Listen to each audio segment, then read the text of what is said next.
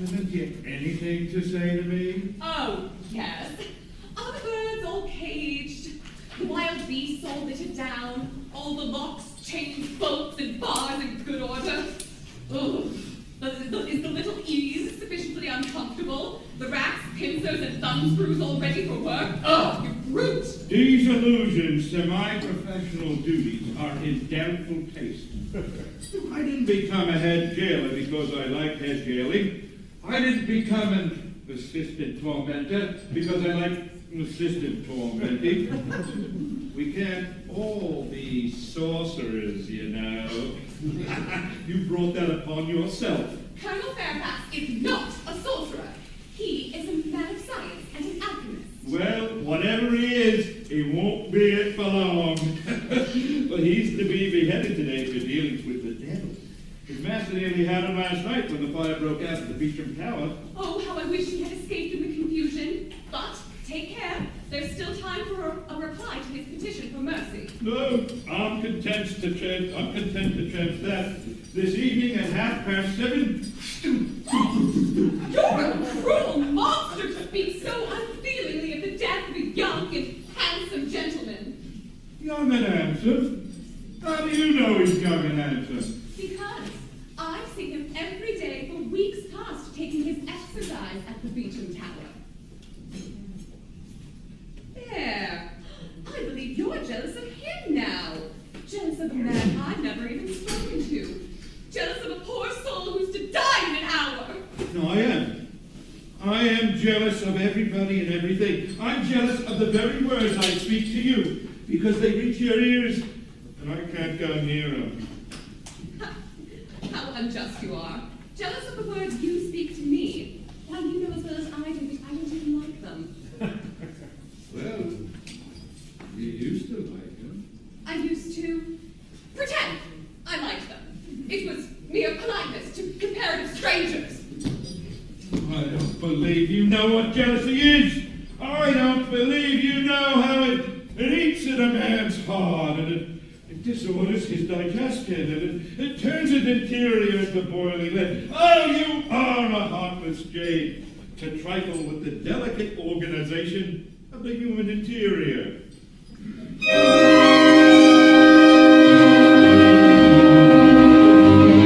When jealous moments rack my soul like agonies, I go control, pass a sin, and red hot hope, my longest days. For red hot goes will hand you down, but red hot goes in time I have been jealous of you ran around inside the little pain. The people on the hall to go and sit on red hot goes.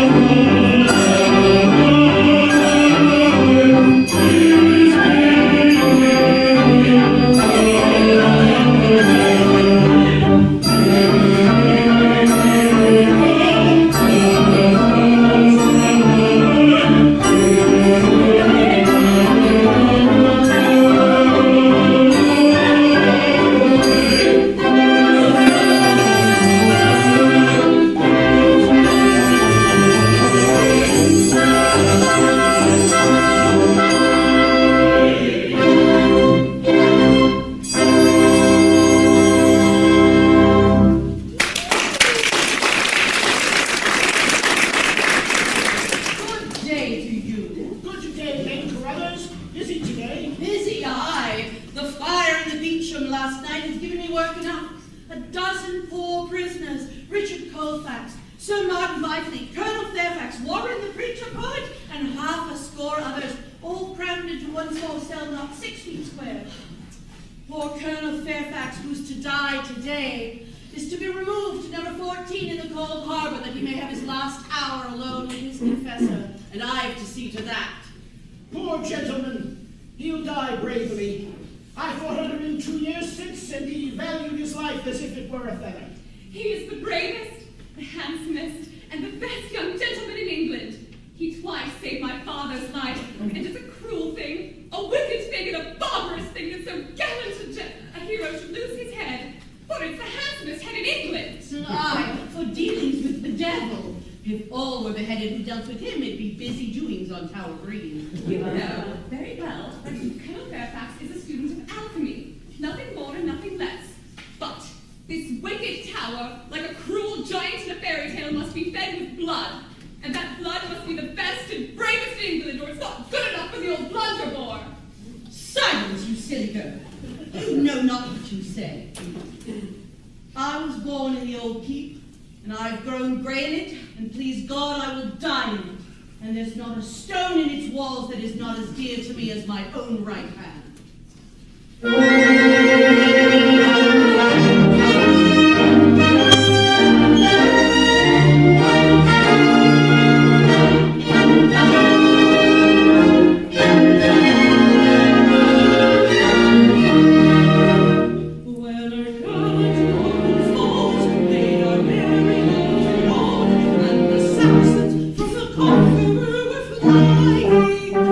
At his bidding, little Rose,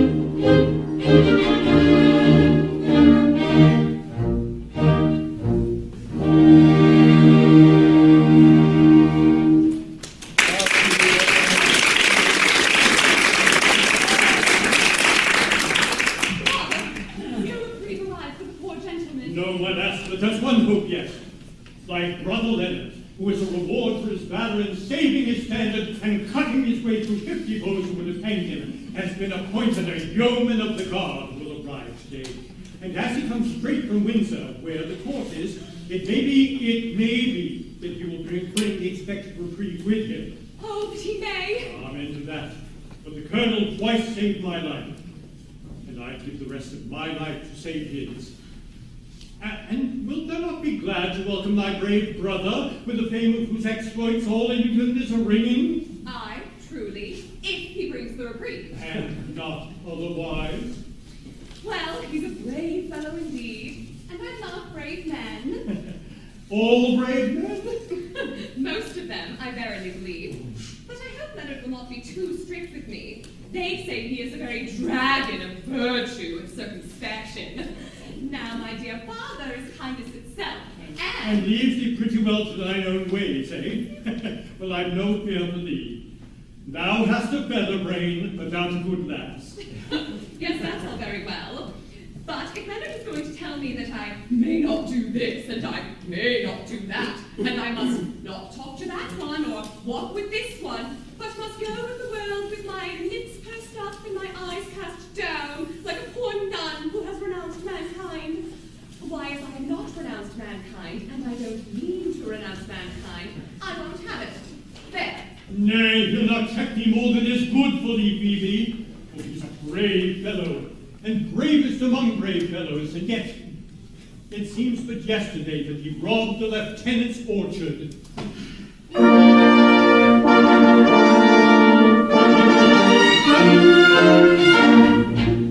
laughing boy but yesterday, a merry ocean bright and gay, whose joy and shout came ringing out, and filled my careless sorrow. Today the sun brown, whose face is so dreary now.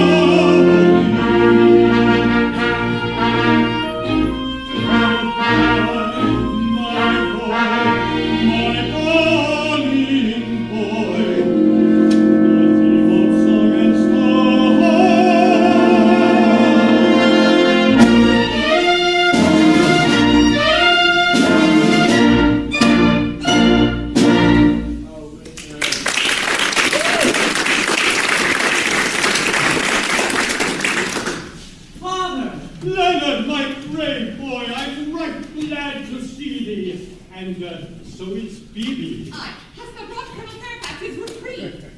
Nay, I have here a dispatch for the lieutenant, but no reprieve for the colonel. Poor gentleman, poor gentleman. And would I brought better news. I give my right hand, nay, my body, to save his. Thou speak in earnest, lad. Aye, I'm no braggart. Did he not save thy life, and I am not his foster brother? And hearken to me. Thou hast come to join the yeomen of the guard. Well, None has seen thee but ourselves. a sentry who took scant notice of me.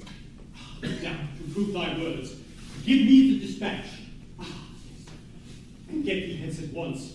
Here is money, and I'll send thee more. Lie hidden for a space and let no one know.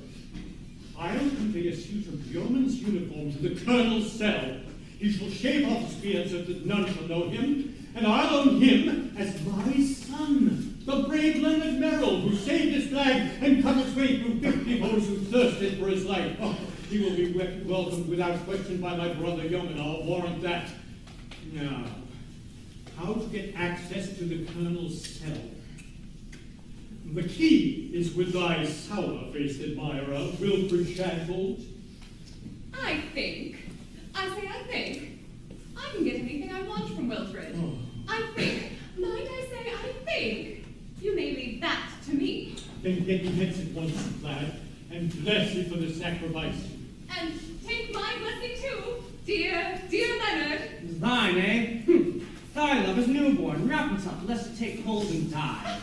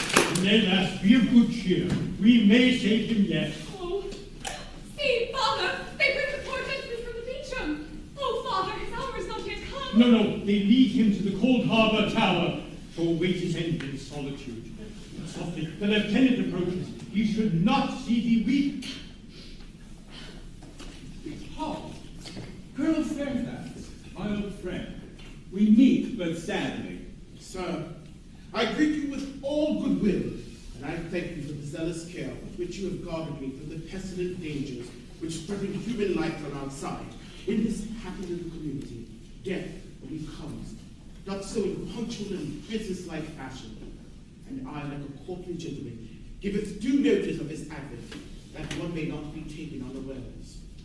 Sir, you bear this bravely, as a brave man should. Why, sir, it is no light boon to die swiftly and surely at a given hour and in a given fashion. Truth to tell, I would gladly have my life. But if that may not be, I have the next best thing to it, which is death. Believe me, sir. My lot is not so much amiss. Oh, father, father, I cannot bear it. My poor lass. Nay, pretty one, why weepest thou? Such a life as mine is not worth weeping for. Sergeant Nero, is it not? May I greet my old friend? What's all this? Thou and I have faced the grim old king a dozen times, and never has his majesty come to me in such a goodly fashion. Keep a stout heart, good fellow. We are soldiers, and we know how to die, thou and I. And take my word for it. It is easier to die well than to live well. For in sooth, I have tried both.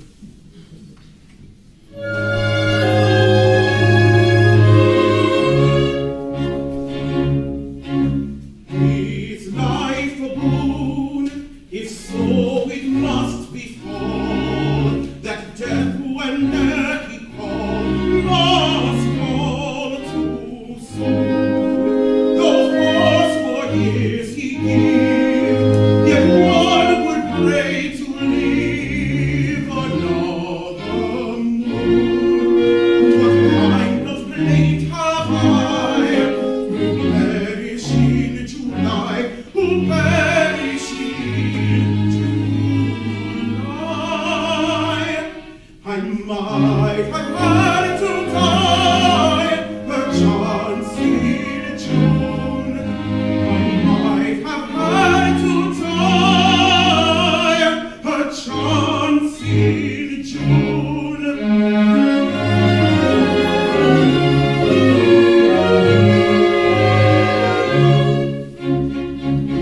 Is a life upon, then count it not a whit, nay, count it not a whit, that is well done with it.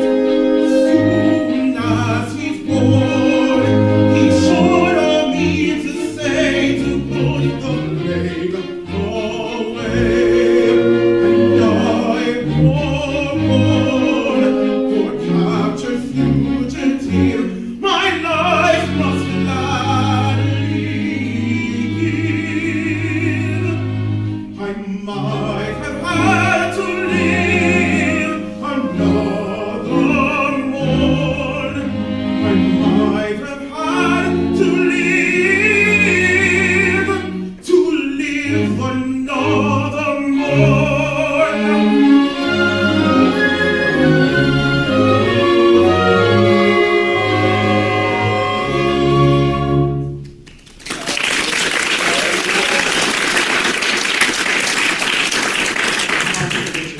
I have a boon to do.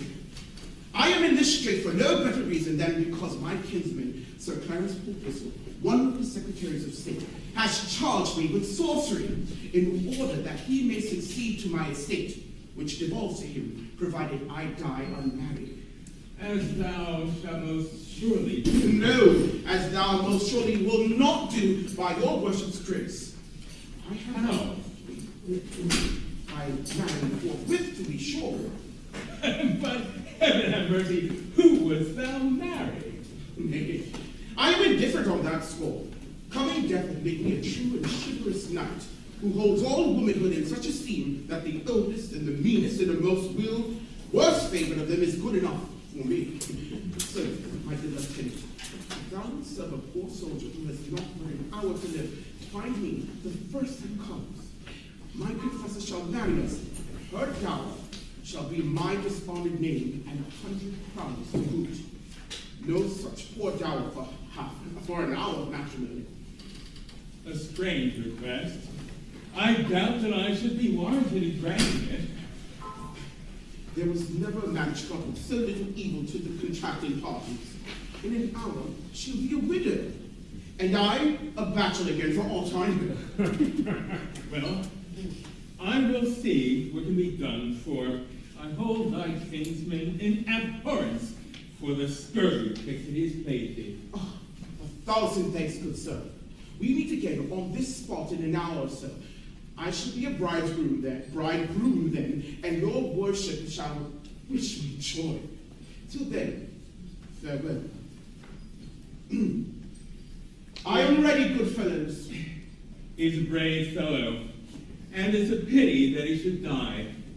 Now, how to find him a bride at such short notice? Well, the task should be easy.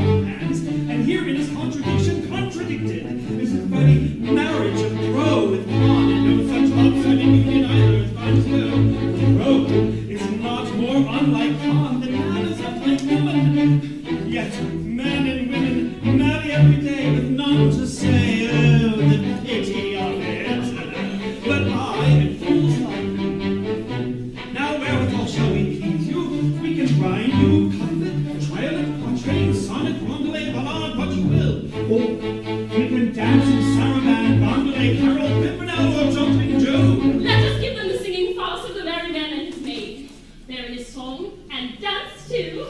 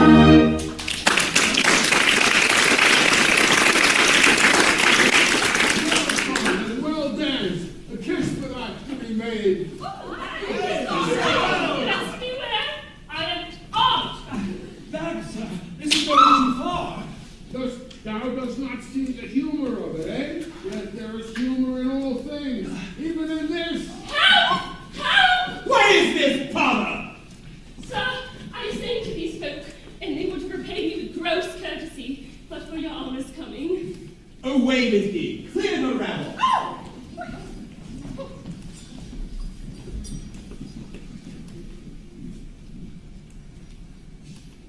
Now, my girl,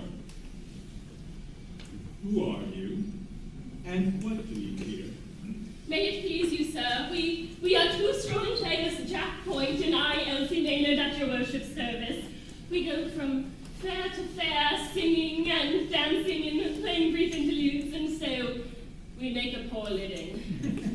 You too, eh? Are you man and wife? No, sir. Although I am a fool, there is a limit to my folly. Her mother, old Bridget Maynard, travels with us. Elsie's a good girl, but the old woman is abed with fever, and we've come here to pick up some silver to buy an electuary for her. Harky, my girl. Your mother is ill, Sorely ill, sir. and needs good food and many things that thou canst not buy. Alas, sir, it is too true. Wouldst thou earn 100 crowns? 100 crowns? They might save her life. Then listen.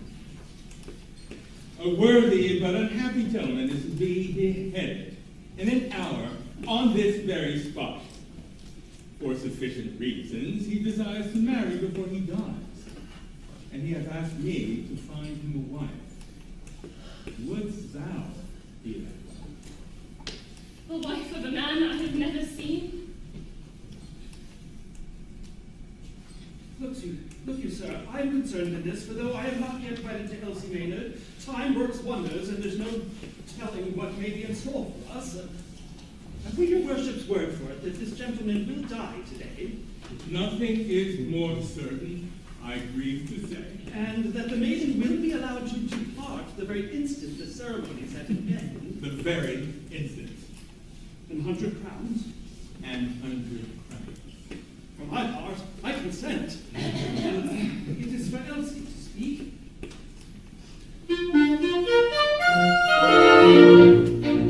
Now say you maiden, will you wed the man about to lose his head? For half an hour you'll be a wife, and then the dow is yours for life. Our head is right, but why refuse? If truth the poet tell, those bridegrooms and in many lose both head and heart as well. A sweet proposal moving here, because this is real. On the ways of many moving here, such a sorry soul and rain.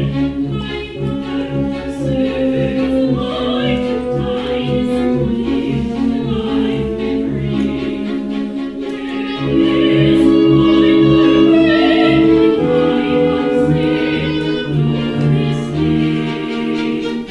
As a gentle, your life faithful to now, my promised wife will not be right that is to be, to marry anyone but me.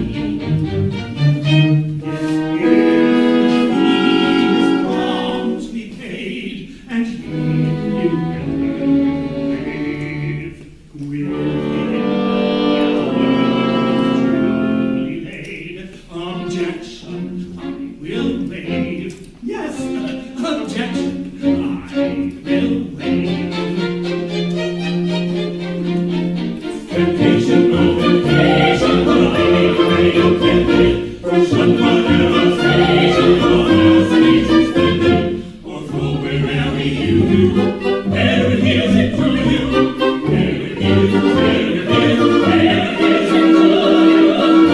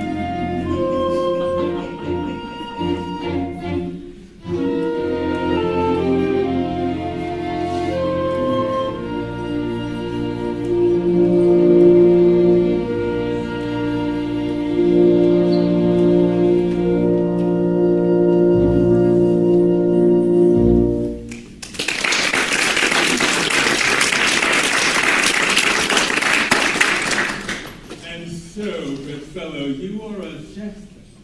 Aye, sir, and like some of my jests, out of place. I have a vacancy for such an one. Tell me, what are your qualifications for such a post? Marry, sir, I have a pretty wit. I can rhyme you extempore. I can convulse you with quip and conundrum. I have the light of philosophies and my tongue stiff. I can be merry, wise, quaint, grim, and sardonic, one by one, all at once. I have a pretty turn for anecdote. I know all the jests, ancient and modern, past, present, and to come. I can riddle you from dawn of day to set of sun, and if that content you not, well on to midnight in the small hours. Oh, sir, a pretty wit, a pretty wit.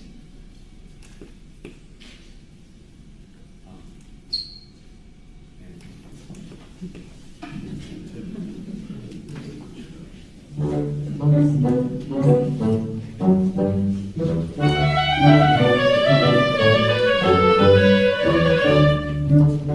drive a cloak, and with a drink, for no folk, and when a blink, I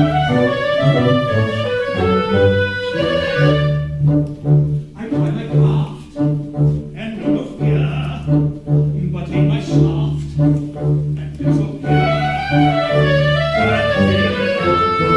And this, my name, my shaft, and no fear.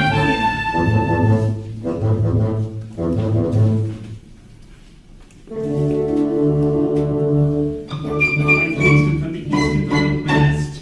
That's subject to the pandemic. Even find in the jeering of a jest. Oh, just let the fly of a fool. I can teach you a critical mind. I can take you to learning to laugh. Oh, we know all the holly, holly, holly, and the vine.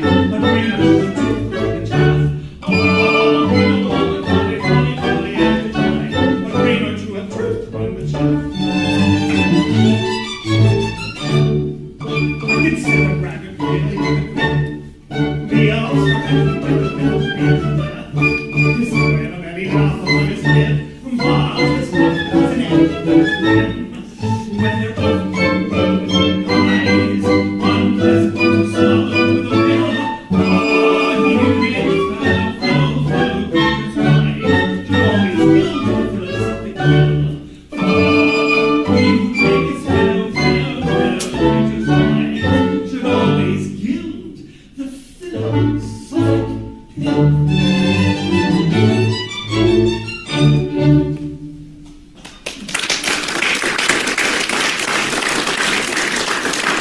And how came you to leave your last employ?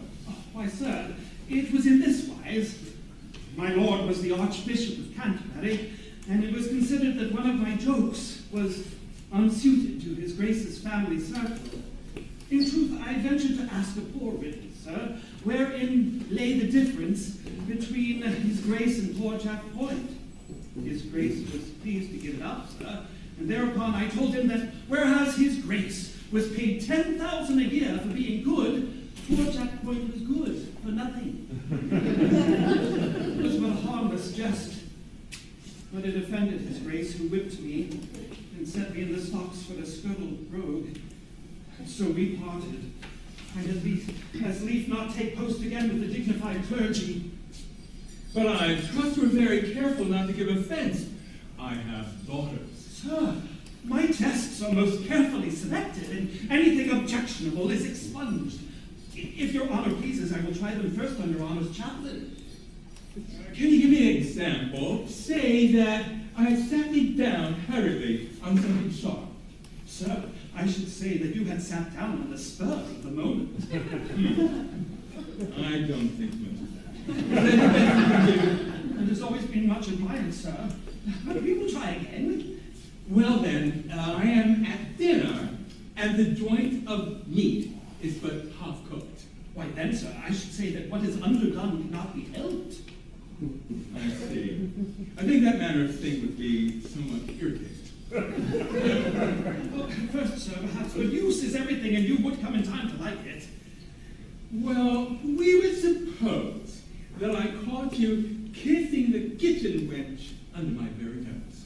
Under her nose, good sir, not under yours. That's where I would kiss her. You take me, sir. Oh, sir, a pretty wit, a pretty, pretty wit. The maiden comes. Follow me, friend. And we will discuss this matter at length in my library. I am your worship's servant. That is to say, I trust I soon shall be. But before proceeding to a more serious topic, can you tell me, sir, why a cook's brain pan is like an overwound clock? A truce to this fooling. Follow me. Just my luck. My best conundrum wasted.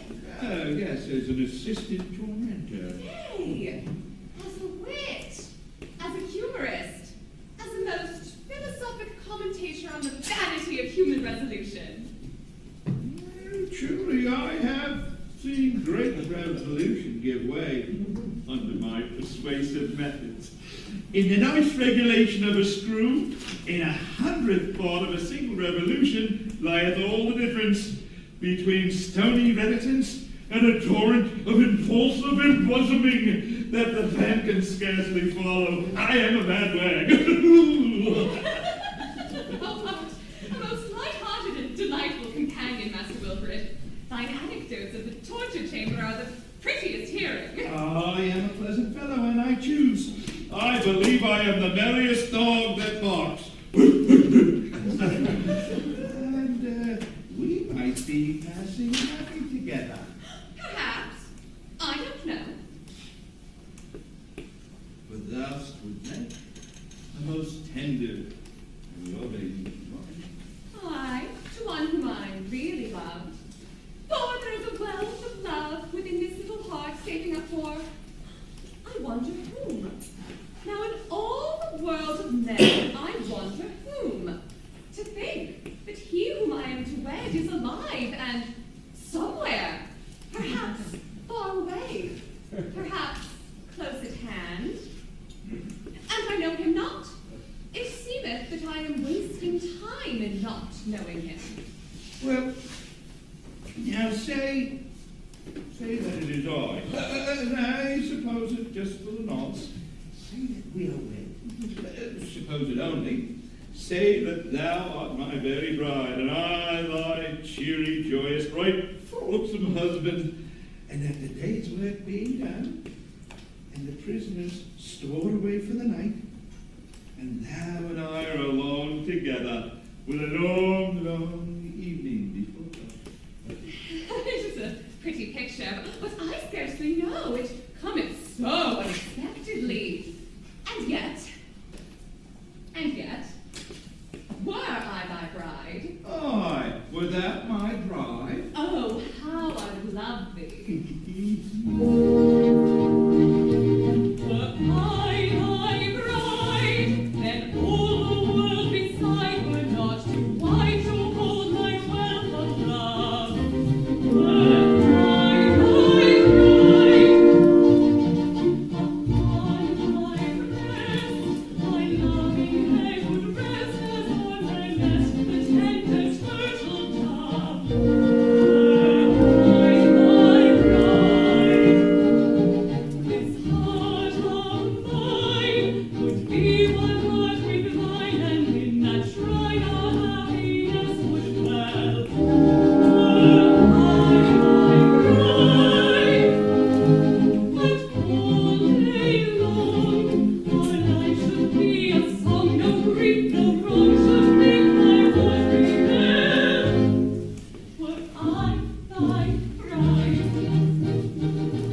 a silvery thought, a melancholy lute would my husband smile and whisper to me.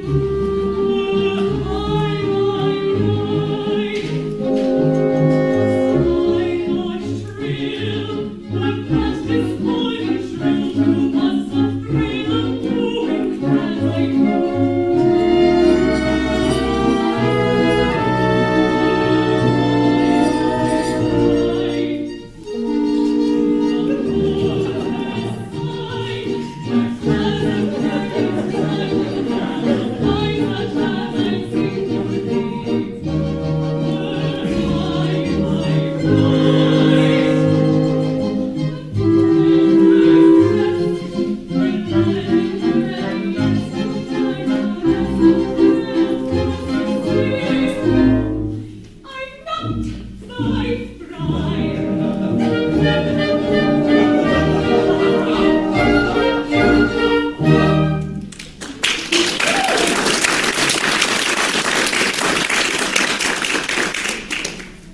No, thou art not.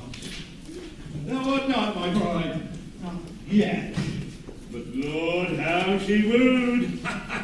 And I should be no mean judge of wooing, seeing that I have been more hotly wooed than most men. I have been wooed by maid, widow, and wife. I have been wooed boldly, timidly, tearfully, shyly, by direct assault, by suggestion, by implication, by inference, and by innuendo. This wooing is not common order.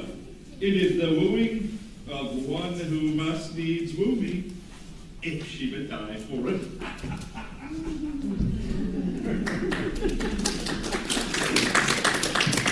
The deed is so far safely accomplished.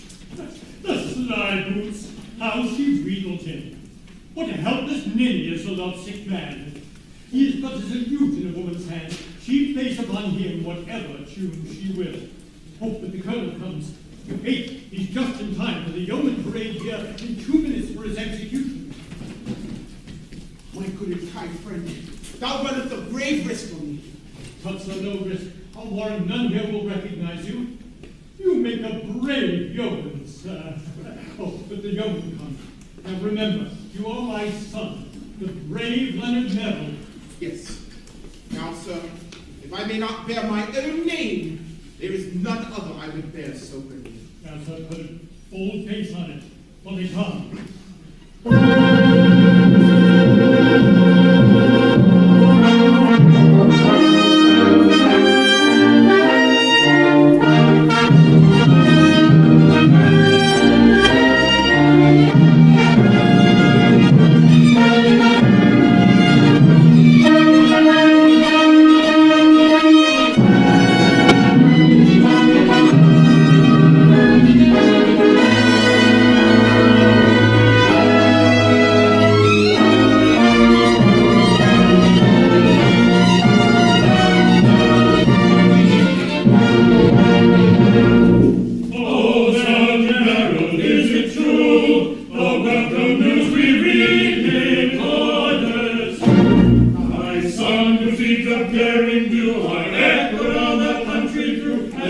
to join the tower orders.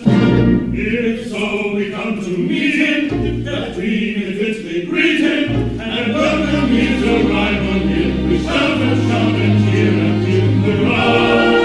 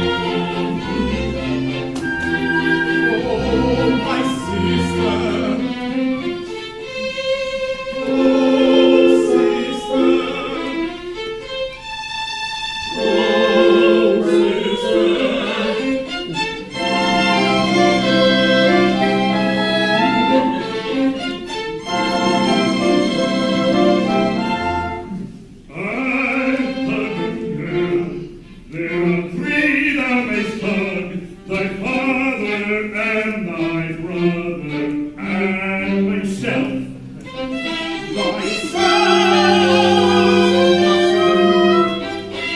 And who art thou thyself? Good sir, we are friends. Or more or less.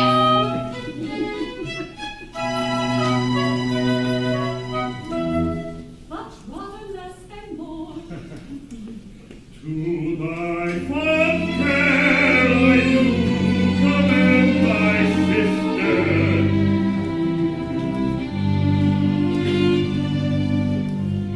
Be to her an ever-watchful guardian, eagle-eyed, and when she feels, as sometimes she does feel, disposed to indiscriminate caress, be thine a hand to take the fairest from her. To take the fairest from her. Yes, yes, he's not hand to take the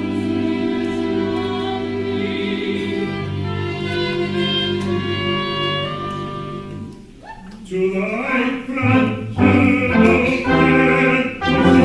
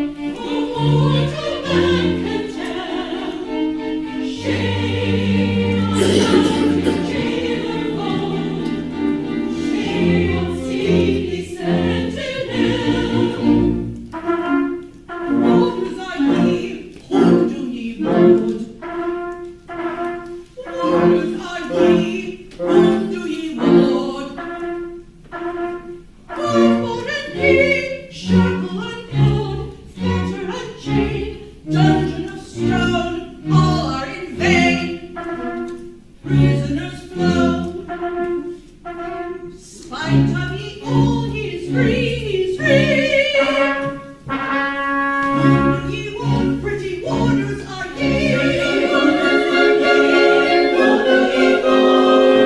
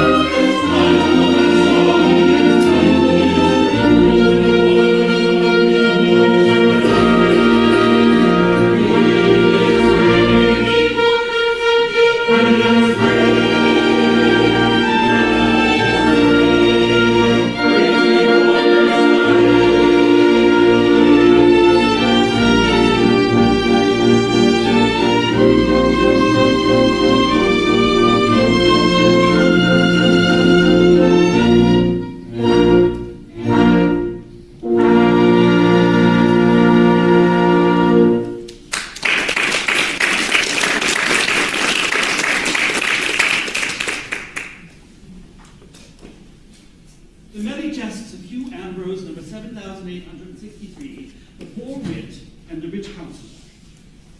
A certain poor wit, being an hungered, did meet a well-fed counsellor. Marry, fool, quoth the counsellor, whither away? In truth, said the poor wag, in that I have eaten naught for these 2 days, I do wither away, and that right rapidly. The counsellor laughed hugely and gave him a sausage. The counsellor was easier to please than my new master, the lieutenant. I'd like to take post under that counsellor. 'Tis but melancholy mumming when poor heart-broken, jilted Jack Point must needs turn to Hugh Ambrose for original light humour. Master Point. Oh, friend jailer! Jailer that was! Jailer that never shalt be more! Jailer that jailed not, or that jailed if jail he did, so unjailily that was, but jerry jailing, or jailing in joke, though no joke to him, who by unjailily like jailing did so jeopardize his jailership. Come, take heart, smile, laugh, wink, twinkle, thou tormentor that tormentest none, thou racker that rackest not, thou pincher out of place, come, take heart, and be merry as I am. As I am. Oh, well, it's well for you to laugh. Thou hast a good post, and thou hast cause to be merry. Cause? Have we not all cause? Is not the world a big glut of humor, into which all who will may drive a gimlet? I am a salaried wit, and is there aught in nature more ridiculous? A poor, dull, broken-hearted man who must needs be merry, or he will be whipped, who must rejoice, lest he starve, who must jest you, jibe you, quip you, prank you, whack you, riddle you from hour to hour, from day to day, from year to year, lest he dwindle, perish, starve, pine, and die. And when there's naught else to laugh at, I laugh at myself till I ache for it. Yet I have often thought that a jester's calling would suit me to a hair. Thee? Would suit thee, thou death's head and crossbones? I have a very pretty wit, a light, airy, joysome wit, spiced with anecdotes of the prison cells and the torture chamber. Oh, a very delicate wit. I have tried it on many a prisoner, and there have been some who have smiled. Now, it is not easy to make a prisoner smile, and it should not be difficult to be a good jester, seeing as thou art one. Difficult? Nothing easier, nothing easier. Attend, and I will prove it to thee.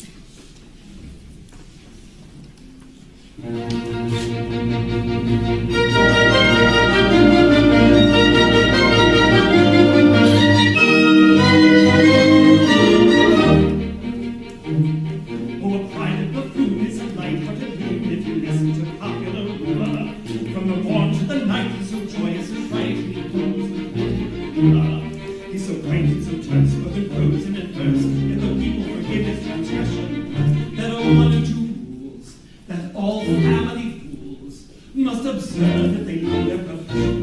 And there are one or two rules that designate that all family fools of whatever degree must observe that they love their profession.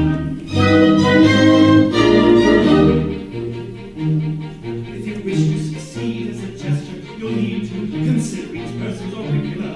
What this boy could be with quick scandal I see, for seems so very particular. As he may be dull and ease very thick skull is as empty and brains as a ladle, while F is F sharp, and will cry with a carb. Then he's known the best joke from his queen. But when no humor they crowd, you can manage something, and it comes with the mouth when a person says, I know that old joke from my dream.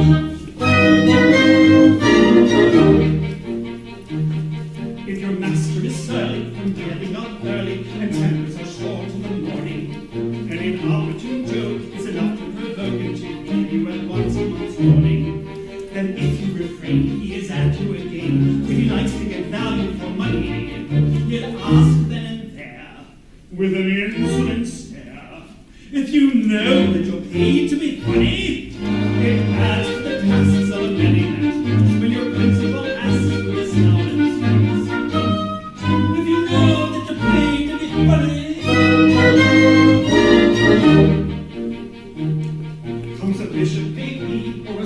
TV, oh, beware of his anger provoking. Better not pull his head, or sink into his chair. He don't understand what I'm doing. If the jest that you crack have an orthodox snap, you may give a plant smile to these stages. But should there by chance be imported from France, have a crown stuck down of your wages. It's a general rule that it's in the if the family rule, cause the Jew gets to France. Have a crown stuck down of his wages.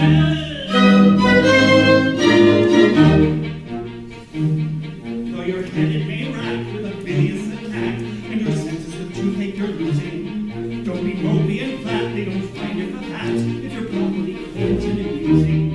Though your wife ran away with a soldier that day, and to render your trifle of money. Bless your heart, little man, they're exceedingly kind, and they don't blame you as long as you're funny. It's a comfort to feel your punishment, though you suffer a deal, they don't mind you a bit. They don't blame you as long as you're funny.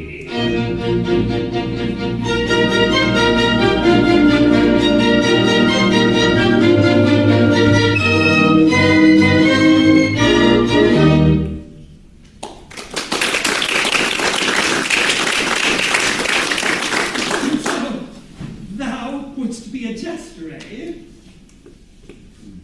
Oh. Now listen, my sweetheart Elsie Maynard was secretly wed to this Fairfax half an hour ere he escaped. She did well. She did nothing of the kind, so hold thy peace and pretend. Now while he liveth, she is dead to me, and I to her. And so my jibes and jokes notwithstanding, I'm the saddest and sorriest dog in England. Thou art a very dull dog indeed. Now, if thou wilt swear that thou didst shoot this Fairfax while he was trying to swim across the river, it needs but the discharge of an arquebus on a dark night, and that he sank and was seen no more, I'll make thee the very Archbishop of Jesters, and that in 2 days' time. Now, what sayest thou? I am to lie? Heartily! But thy lie must be a lie of circumstance, which I will support with the testimony of eyes, ears, and tongue. And thou wilt make me a jester? Jester among jesters, I will teach thee all my original songs, my self-constructed riddles, my own ingenious paradoxes. Nay, more, I will reveal to thee the source whence I get them. Now, what sayest thou? Why, if it be but a life thou want of me, I hold it cheap enough. I say it's a bargain.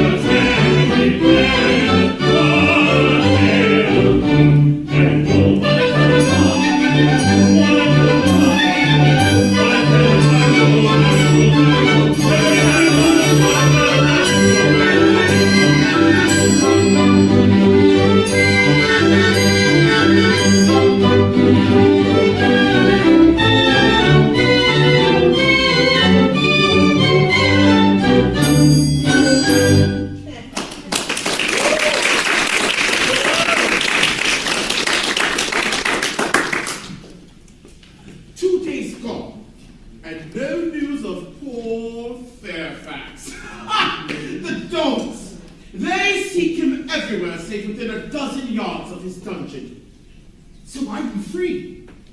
Free, but for the cursed haste with which I hurried headlong into the bonds of matrimony with heaven knows whom. As far as I remember, she should have been young. But even had her face not been concealed by her kerchief, I doubt whether in my then plight I should have taken note of her. Free? Bah! The tower bonds were but a thread of silk compared to these conjugal fetters, which I, fool that I was, placed upon my own hands. Free from the one I broke readily enough. How to break the other?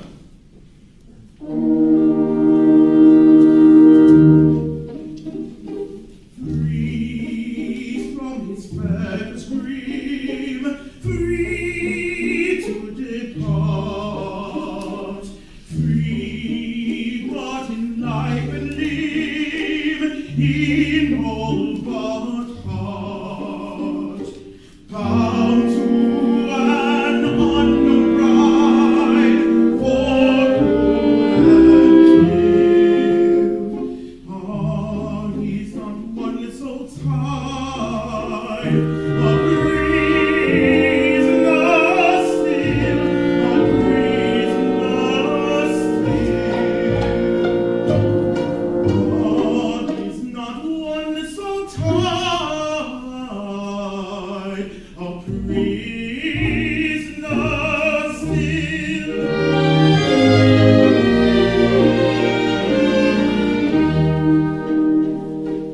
Free yet in fetters held, till his last hour chives that no smith can weld, no lost devour. Although monarch's hand had set it free, of all the captive band, the saddest he, the saddest he. Of all the captive band, the saddest, saddest he.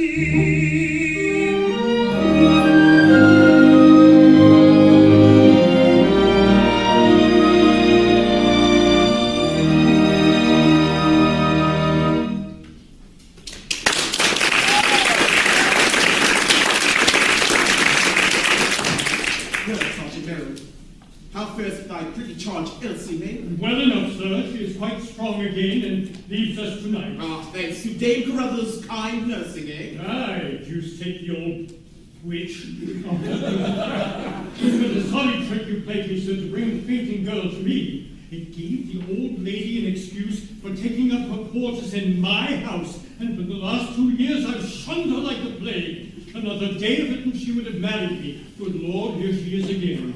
Eileen, go. Eileen, go. Don't go. I have something of great import to share with thee. It's coming. In faith, I think I'm not wanted here. Nay, Master Leonard, I have not to say to thy father that his son may not hear. Now, True, I am one of the family. I have forgotten. about Miss Elsie Maynard. Pretty girl, Master Leonard. Aye, fair as a peach blossom. What then? Well, she had a liking for thee, or I mistake not. With all my heart. She's as dainty a little maid as you'll find in a midsummer's day march. Then be warned in time, and give not thy heart to her. Oh, I know what it is to give my heart to one who will have none of it. Indeed, she knows all about that. And why is my boy to take heed of her? She's a good girl, Dame Carruthers. Good enough for aught I know, but she's no girl. She's a married woman. A married woman? Oh, tush, old lady. She's promised to Jack Point, the lieutenant's new jester. Tush in thy teeth, old man. As my niece, Kate, sat by her bedside to die, there's Elsie slept. And as she slept, wept. She moaned and groaned and turned this way and that, and how shall I marry one I have never seen, quoth she, and 100 crowns, quoth she, and is it certain he will die in an hour, quoth she, and then I love him not, yet I am his wife, quoth she. Is it not so? Aye, 'tis even so. Art thou sure of all this? Aye, sir, for I wrote it all down in my tablets. Now mark my words, it is of this Fairfax she spake, or I'll swallow my kirtle. Is it true, sir? True? Why, the girl is raving. Why should she marry a man who had but an hour to live? Marry? There be those who would marry but for a minute, rather than die an old maid. I know one of them.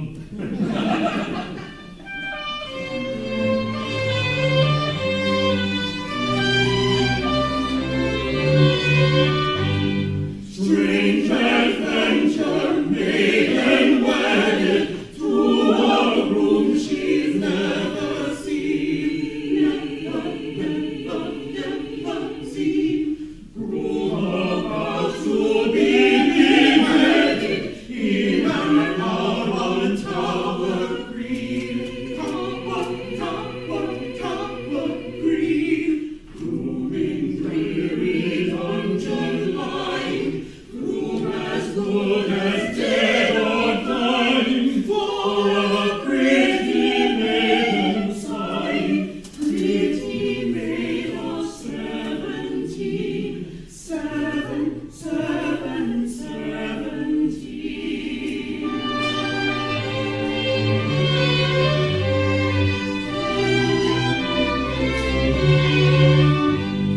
Strange adventure that we're trolling, modest maid and gallant groom. Gallant groom. While the funeral bell is tolling, bim-ba-boo. Bim-ba-boo. Modest maiden will not tarry, though but 16 years she carry. She must marry, though the altar be her tomb. Tower tomb.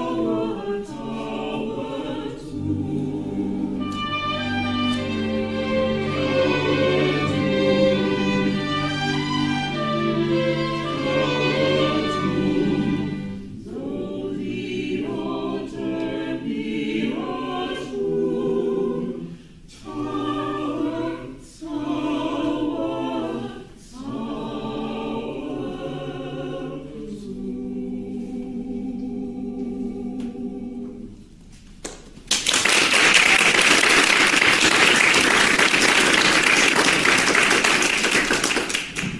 So my mysterious bride is no other than this winsome Elsie.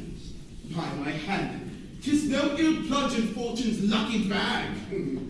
I might have fared worse with my eyes open. But here she comes. Now, to test her principles, 'tis not every husband who has a chance of wooing his own wife. Mistress Elsie, Master Leonard. so thou leavest us tonight. Yes, Master Leonard. I have been kindly tended, and I almost fear I am off to go. And this Fairfax, was thou glad when he escaped? Why, truly, Master Leonard, it is a sad thing that a young and gallant gentleman should die in the very fullness of his life. Then when thou didst faint in my arms, was it for joy at his safety? It may be so. I was highly wrought, Master Leonard, and I am but a girl, and so when I am highly wrought, I faint. Now, dost thou know I am consumed with a parlous jealousy? Thou? And of whom? Why, of this Fairfax, of course! Of Colonel Fairfax? Aye! Shall I be frank with thee? Elsie, I love thee, ardently, passionately. Elsie, I have loved thee these 2 days, which is a long time, and I would fain join life to thine. Master Leonard, thou art jesting. Jesting? May I shrivel into raisins if I jest. I love thee with a love that is a fever, with a love that is a frenzy, with a love that eateth up my heart. What sayest thou? Thou wilt not let my heart be eaten up. Oh, mercy. What am I to say? Dost thou love me, or hast thou been insensible these 2 days? I love all brave men. Nay, but there is love in excess. I thank heaven there are many brave men in England, but if thou lovest them all, I withdraw my thanks. I love the bravest best. But, sir, I may not listen. I am not free. I am a wife. Thou a wife?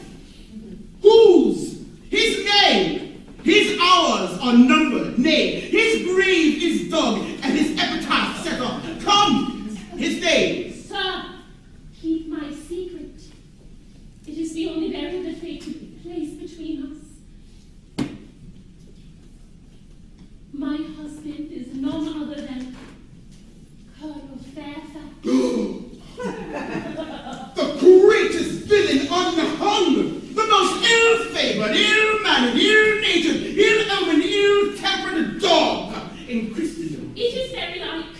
He is not to me, for I never saw him. I was blindfolded, and he was to have died within the hour, and he did not die. And I am wedded to him, and my heart is broken. He was to have died, and he did not die. The scoundrel! The perjured traitorous villain! Thou should have insisted on his dying first to make sure. 'Tis the only way with these Fairfaxes. I now wish I had. Bloodthirsty little maiden.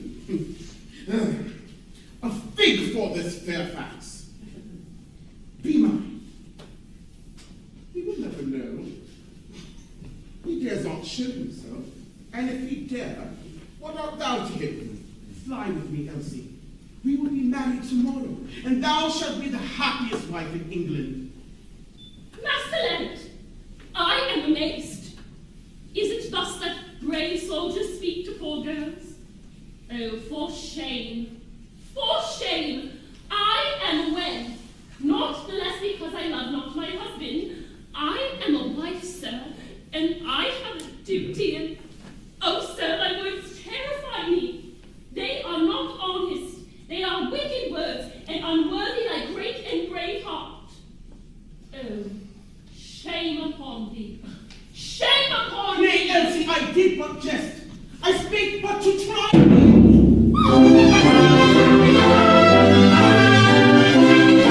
Oh, what was that, sir? Why, an arquebus, fired from the wharf, unless I must mistake. Strange, and at such an hour, what can it mean?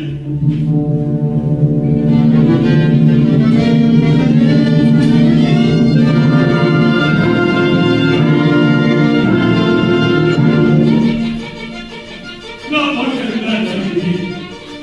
Our Savior's night, in love to us upright, what can the causes be?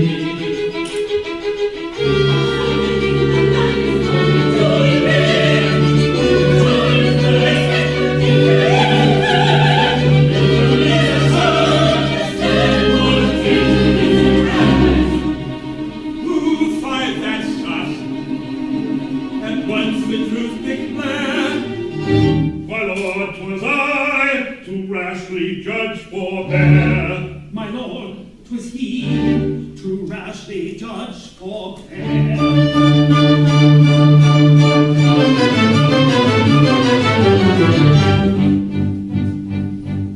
Like a ghost in vigil keeping, Or a spectre all upon, I beheld a figure I creeping. should rather call it calling. He was creeping, He was calling. he was creeping, creeping, he was creeping, He was calling. he was creeping, creeping, falling. A moment's hesitation, I myself become inclined to the highly destination, to his draperies I am, as we close on one another in a rough and double smother, from Fairfax and the mother with the head to my love.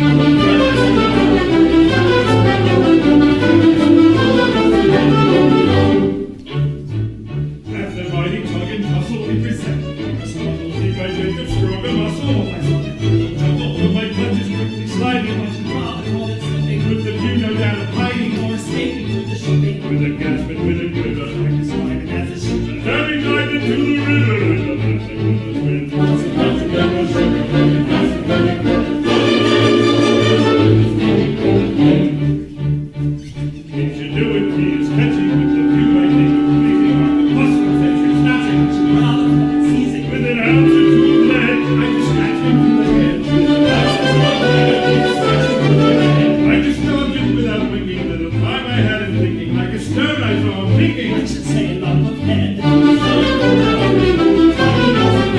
a stone I saw him thinking. I should say a lump of head. Like a stone, my boy, I said. Like a stone, my boy, I said. And he hung the man is dead with a stone on the head. And he hung the man is dead with a stone on the head.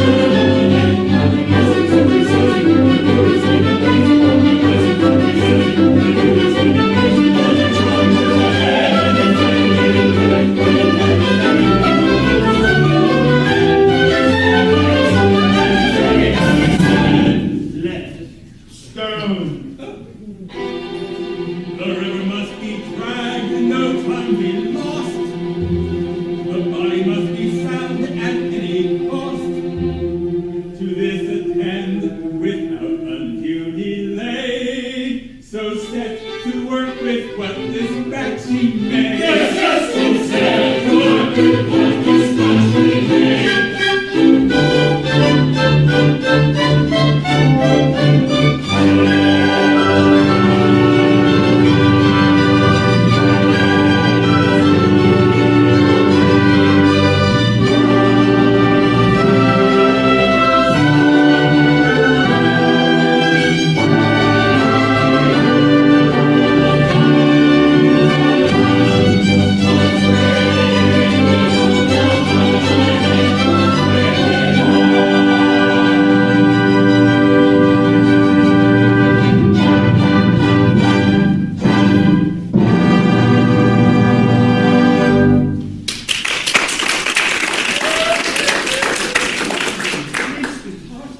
Be comforted.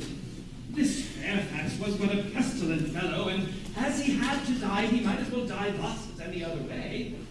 It was a good death. Still, he was my husband. And had he not been, he was nevertheless a living man. And now he is dead. And so by your leave, my tears may flow unchidden, Master Boy. And did thou see all this? Aye, with both eyes at once. This and that. Testimony of one eye is naught. He may lie, but when it is corroborated by the other, it is good evidence that none may gainsay. Here are both present in court, ready to swear to him. But are thou sure it was Colonel Fairfax? Saw you his face? Aye, and a plaguey, ill-favored face, too. A very hang-dog face, a felon face, a face to fright the headsman himself, and make him strike awry. Oh, a plaguey, bad face, take my word for it.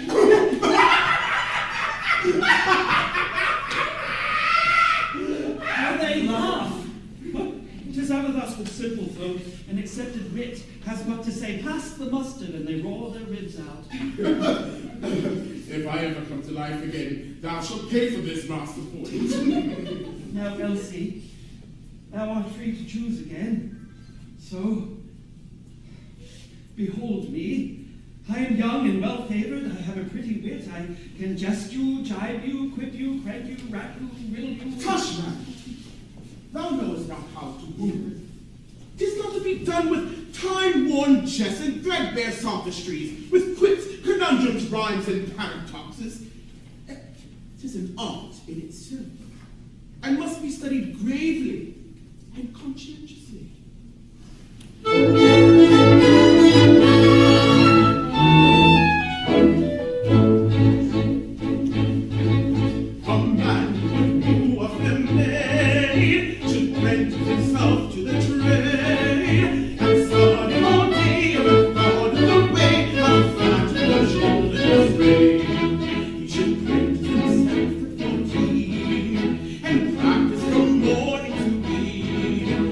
When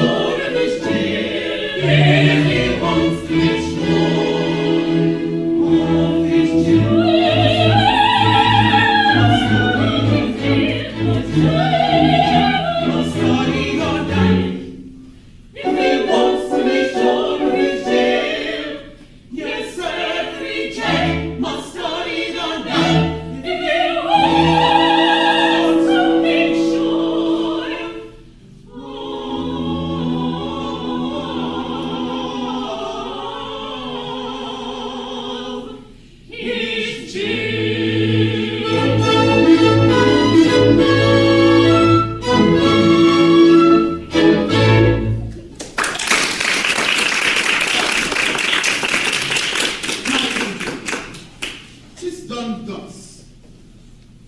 Mistress Elsie, there is one here who, as thou knowest, loves thee right well. That he does, right well. But he is a man of poor estate, but he has a loving, honest heart. He will be a true and trusty husband to thee, and if thou wilt be his wife, thou shalt lie curled up in his heart like a little squirrel in its nest. 'Tis a pretty figure, a maggot in a nut lies closer, but a squirrel. He knoweth that thou wast a wife, an unloved and unloving wife, and his poor heart was near to breaking.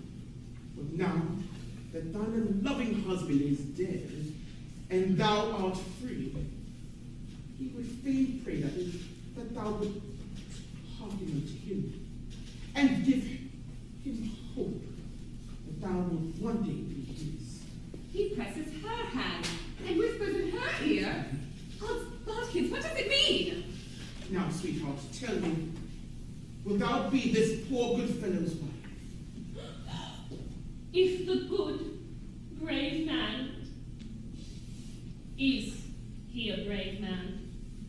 So it's been said. It's not true, but let it pass. If this brave man will be content with a poor, penniless, untaught maid, Widow, but let that pass. I will be his true and loving wife, and that with my heart of hearts. Oh, my own dear love. Why, what's all this? Brother? Brother? It's not seemly. I can't let that pass. Hold! Enough, Master Leonard. An advocate should have his fee, but methinks thou art o'erpaying thyself. Nay, that is for Elsie to say. I promised thee that I would show thee how to woo, and herein lies the proof of the virtue of my teaching. Go thou and apply it elsewhere.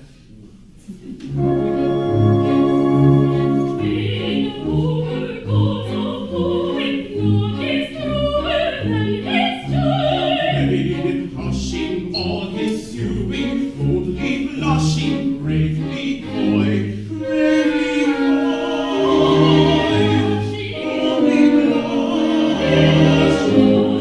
Oh, the happy days of doom. Happy days of wooing, all the sighing and the stewing, where the woman has the wooing, all the sweets that men have joy. When a brother leaves his sister for another, sister weeps, tears that trickle, tears that blister, tears that trickle, sister weeps, tears that trickle, tears that blister. Oh, the doing and undoing.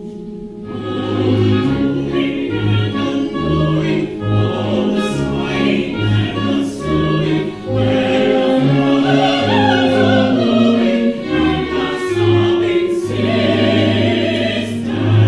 weeps. When the jester is outwitted, feelings fester, heart is led. Heart wishes, only fruit, jester wishes, he was dead. Food for fishes, only fitted, jester wishes, he was dead. Doing and undoing, all the sighing and the sewing, where the jester has a wooing, and he wishes he was dead. All the doing and undoing, all the sighing and the sewing, where the jester goes a wooing, and he wishes he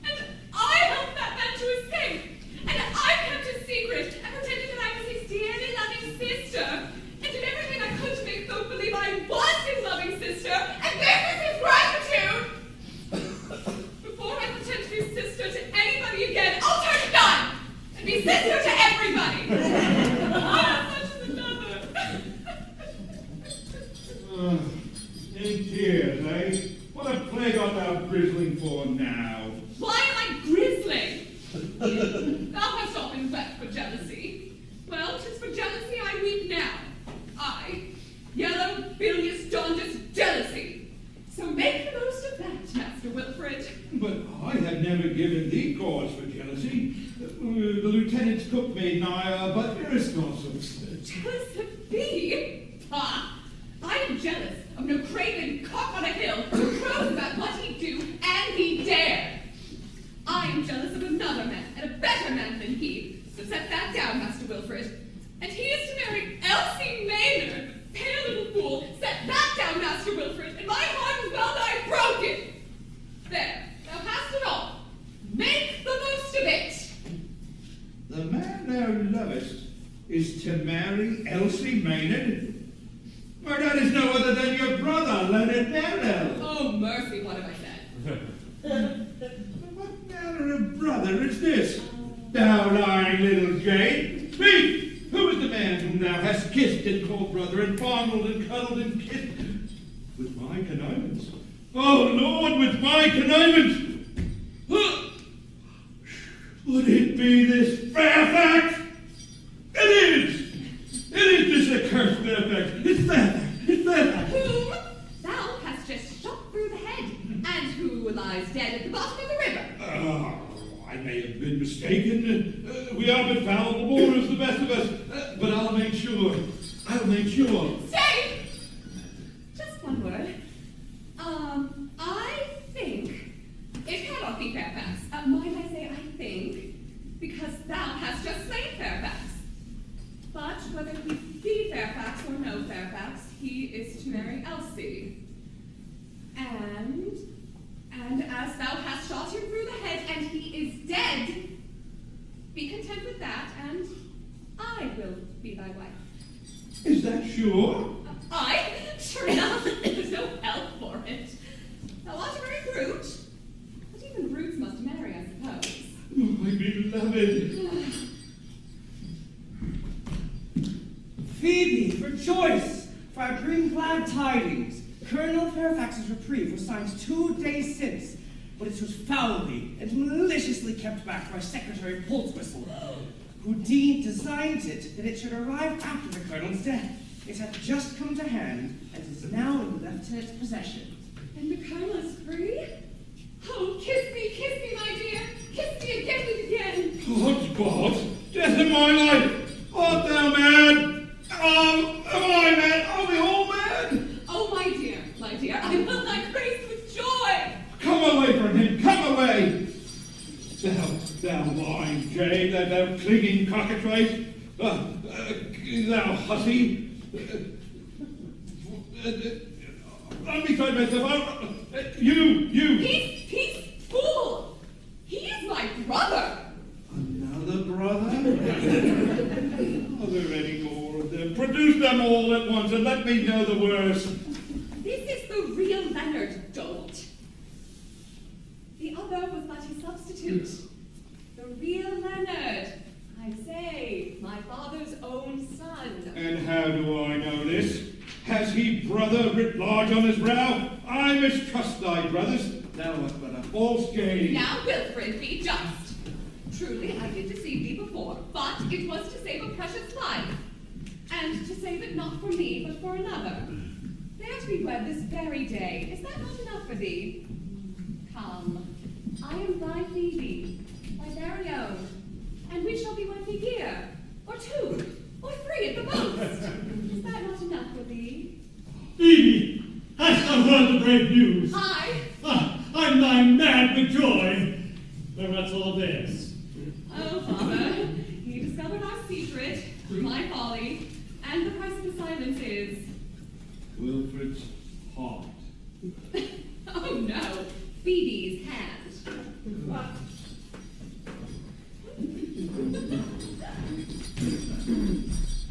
Tis pity, but the colonel had to be saved at any cost. And as thy folly revealed our secret, thy folly must e'en suffer for it. Dead brothers! So, this is a plot to shield this archfiend, and I have discovered it. 1 word from me, and 3 heads besides his would roll from their shoulders. Nay, Colonel Fairfax is reprieved. Yet my complicity in his escape were known. Ooh, plague on the old meddler. There's nothing for it. Hush, pretty one.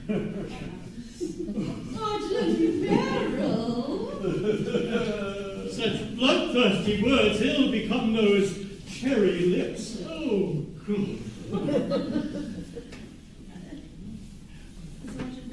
Oh, many a month I've thought to myself, there's snug love saving up in that middle-aged bosom for someone, and why not believe? That's me.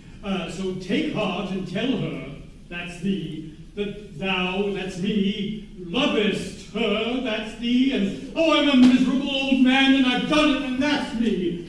But not a word about Fairfax. The price of thy silence is... Meryl's arm. Meryl's hand. Oh, it's the same thing. Is it?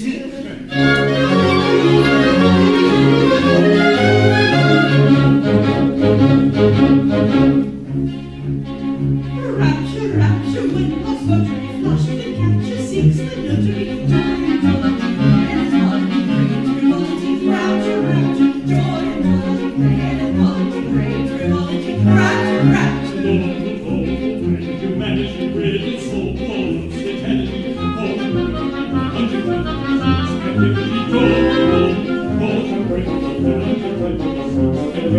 Joyful, joyful, when virginity seeks all joyful man's infinity. Fatal cloud, bright and cloud, is a dowry. Joyful, joyful, fatal cloud, bright and cloud, is a dowry. Joyful, joyful. ghastly, ghastly, when there's no mercy, lastly, after month, after death, heals from having, goes a married, ghastly, ghastly, ghastly, ghastly, ghastly, ghastly,